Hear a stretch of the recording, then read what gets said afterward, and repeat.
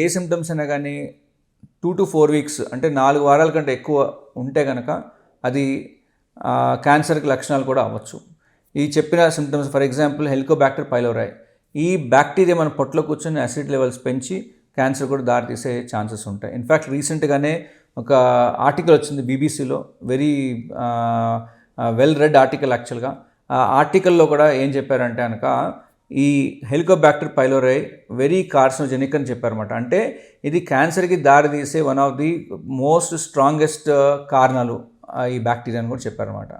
So డెఫినెట్గా మనము food జాగ్రత్తగా తింటాము, ఫుడ్ టైంకి తింటాం అని ఇంపార్టెంట్. జాగ్రత్తలు తీసుకోకుండా అన్హైజీనిక్గా తింటే ఈ బ్యాక్టీరియా వచ్చే ఛాన్సెస్ చాలా ఎక్కువ ఉంటుంది. ఇండియాలో పర్టికులర్ చాలా ఎక్కువ ఉంది. సో అందరూ జాగ్రత్తలు తీసుకుంటాం చాలా ఇంపార్టెంట్.